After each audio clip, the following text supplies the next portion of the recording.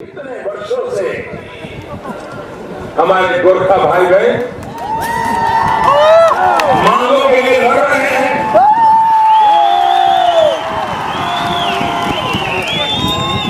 हिंदुस्तान में आज कोई कोना ऐसा नहीं होगा जहां पर मेरा कोई गोरखा भाई काम न कर रहा है।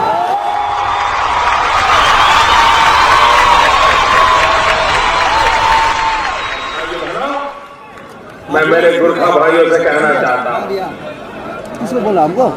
आपके सपने ये हमारे सपने हैं। बीजेपी ने चुनाव मैनिफेस्टो में भी ये बात डाली थी कि गोरखाओं के मसलों का परमानेंट सॉल्यूशन करेंगे। प्रधानमंत्री जी ने भी कहा था, गोरखाओं का सपना मेरा सपना है।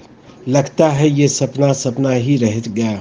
ऐसा लगने लगा जैसे हमारे क्षेत्र के लोग केवल एक वोटिंग मशीन है, केवल वोट उनसे मांगते हैं।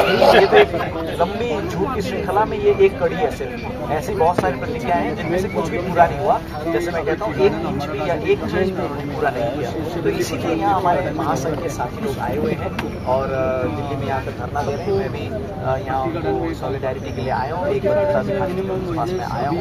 और हमारा यही कहना सरकार से कि जनता के आक्रोश जनता को जो प्रतिज्ञा आप ही ने की है उसको आप पूरा कीजिए, क्योंकि सरकार का कर्तव्य है। गोरखा भारतीय जनजाति संघर्ष द्वारा दिल्ली जंतर मंतर में धरना प्रदर्शन आयोजित किया गया, जिसमें असम, हिमाचल, देहरादून, लखनऊ, दिल्ली, एनसीआर के गोरखा एकत्रित होकर भारत सरकार से अपनी मांग पूरी करने को कहा।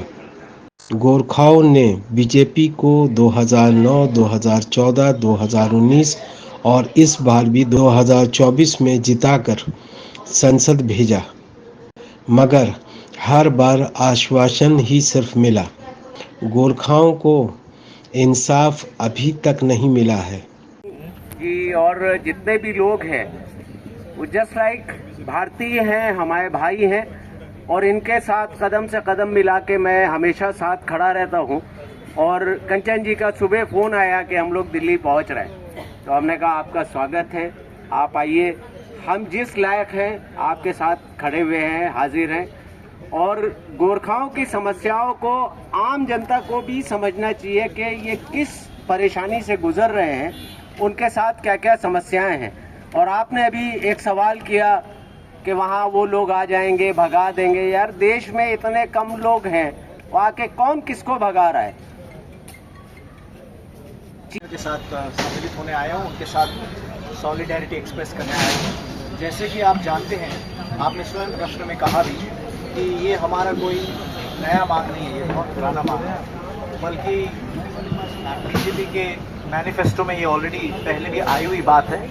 और बीजेपी के मैनिफेस्टो में ही नहीं, परंतु हमारे प्रधानमंत्री नरेंद्र मोदी जी ने वहाँ हमारे क्षेत्र में जाकर ये जातियों का नाम लेकर, एक एक नाम लेकर उन्होंने कहा था कि ये सब निश्चित ही सम्मिलित होंगे इस सूची में। और उन्होंने कहा था, उसी समय उन्होंने कहा था, जो हमारे साथी लोग बार बार याद करते हैं, कि गोरखाओं का सपना भी मेरा सपना है। तो खैर, वो सपना तो सपना ही रह गया। हमें क्या पता था सपना का मतलब दर्शन नहीं होता, सपना का मतलब केवल एक मिथ्या होती है। मगर प्रधानमंत्री जी ने उस समय सपना को एक मिथ्या के रूप में प्रयोग किया था और हमने सोचा सपना का मतलब एक दर्शन होता है, क्योंकि कहते हैं ना, सपना देखो तो पूरा हो जाएगा। उस हिसाब से सपना नहीं था। तो आज बड़ी दुख की बात है कि इस प्रकार से हमारे जनजाति महासंघ के साथी लोग दिल्ली से और दार्जिलिंग से और अन्य जगहों से यहाँ पर एकत्रित हुए अपने मांग को लेकर। और ये हमारे डेमोक्रेसी का एक विडंबना है कि स्वयं सरकार ही कुछ चीज़ को प्रॉमिस करती है और उसको प्रॉमिस को याद दिलाना पड़ता है। और कई बार तो प्रॉमिस से वो मुकर भी जाते हैं, अपने जो उन्होंने जो वादे किए उससे मुकर जाते हैं। और उनमें से ये जो वादे जो मुकरे हैं, हमारे साथ तो बहुत सारे ऐसे घटनाएं हुई हैं। उनमें से ये हमारी गोरखा जाति का जो जनजाति की सूची में सम्मिलित होने का जो मांग है, ये उन्हीं के द्वारा दिया गया वायदा है और उन्हीं के द्वारा इसको नकारा भी गया है। कल ही जो है पार्लियामेंट में हमारे सिक्किम के एक सांसद ने इसी जनजाति के विषय में पूछा था और उनको भी यही जवाब दिया गया कि हमारे जो ड्यू प्रोसेस है, हमारा जो मॉडलिटीज़ है इसको करने में, उसके तहत आपकी ये मांग को हम पूरा नहीं कर सकते कहकर साफ साफ सरकार ने लिखा हुआ है। तो इसमें तो हम तो यही शुरू से ही जानते थे कि सरकार जो पार्टी इस समय सरकार बनाई है वो झूठ बोलने वाली पार्टी है, झूठ बोलती है, अपने वादे को पूरा नहीं करती। और हम तो इसको साफ साफ जानते थे, मगर ऐसे कई सारे घटना, जैसे कल की जो सरकार का जो अधिकृत जवाब है पार्लियामेंट में, और इससे सच्चा जवाब तो हो नहीं सकता, उस अधिकृत जवाब में कल ही उन्होंने लिख कर दिया है कि हम अपने मोडालिटीज़ के हिसाब से जो हमारा है इंक्लूजन इन एसटी लिस्ट, उसके हिसाब से ये आपका हम पूरा नहीं कर सकते। तो हम चाहते हैं कि सरकार जो पार्टी सरकार चला रही है उनके नुमाइंदे या उनके जो प्रतिनिधि हैं, जो वो लोग जाकर हमारे लोगों से जो बार बार झूठ बोलते हैं, हमारे लोग भी अब इस झूठ को देख चुके हैं और इसी कारण से आज यहाँ पर आए हैं, इसी कारण से आज यहाँ अपना आक्रोश प्रकट करने आए और हम भी इसी सॉलिडारिटी में हैं। आपको पता है कि मैं इसी लोकसभा में मैं इस बार प्रत्याशी भी था, कांग्रेस पार्टी की तरफ से प्रत्याशी था, और हमारे मैनिफेस्टो में हमने साफ साफ कहा है कि ये इंक्लूजन जो है वो हमारा एक दायित्व है और हमारी प्रतिबद्धता है। इतना ही नहीं, भाजपा सरकार जो केंद्र में है, बंगाल में तो भाजपा सरकार नहीं है और सिक्किम में भी नहीं है, उन जगहों से रिकमेंडेशन भेज दिया गया और रिकमेंडेशन भेजने के बावजूद भी यहाँ उस पर कोई अमल नहीं हुई। हमारे गोरखा समुदाय के लोग बहुत संख्या में, सबसे ज़्यादा अगर संख्या में गिनी जाए तो आसाम क्षेत्र से आते हैं और आसाम से तो कोई रिकमेंडेशन भी नहीं भेजा, जबकि वहाँ भाजपा की सरकार है। तो इसी से इस पार्टी की नीयत और खासकर इस पार्टी की जो सरकार है उसकी नीयत साफ दिखती है और ये समय आ गया है कि अब लोगों को प्रति जो उनका वादा है उसको पूरा करें, अन्यथा लोगों का आक्रोश बढ़ता जाएगा। और आप जानते हैं कि डेमोक्रेसी में लोग ही सबसे बड़े होते हैं और जनता का जो एक संकल्प होता है, जनता की जो इच्छा होती है, जनता का जो आकांक्षा होती है, उसी के लिए सरकार बनाई जाती है। जो सरकार आकांक्षा पूरी नहीं कर पाती फिर वो निकम्मी सरकार मानी जाती है, लोग उसको बदल देते हैं। एक सवाल है, गोरखा समुदाय की जो शारीरिक बनावट बिल्कुल ही फिट है ट्राइबल्स में आने की।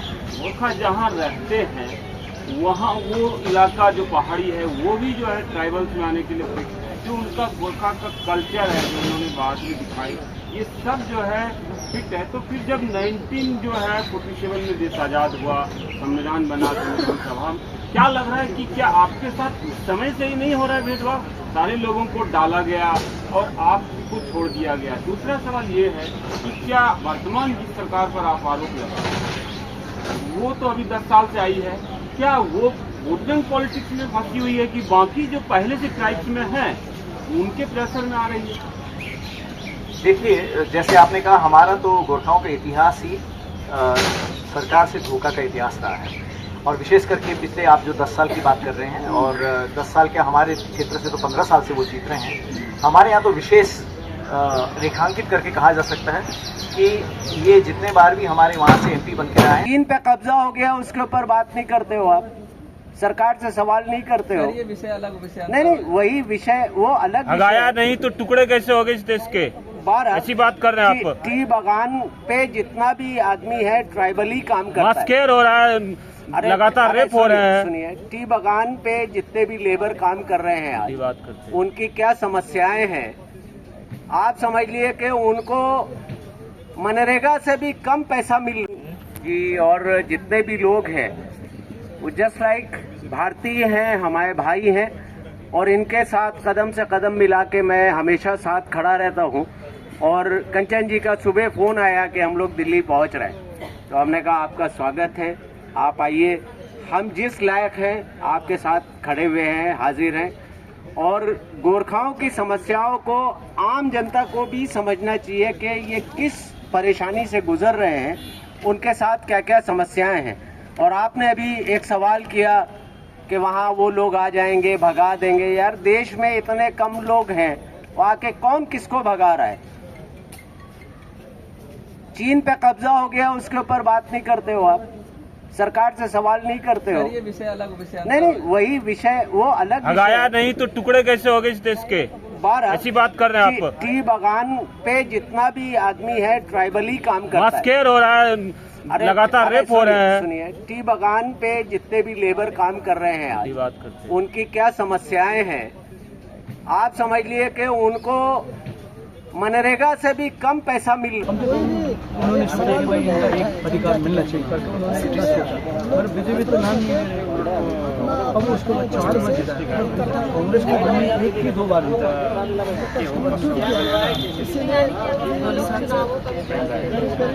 अब ये लास्ट बारी है दार्जिलिंग से और हमें अगर इस बारी हमारे जो आज़ादी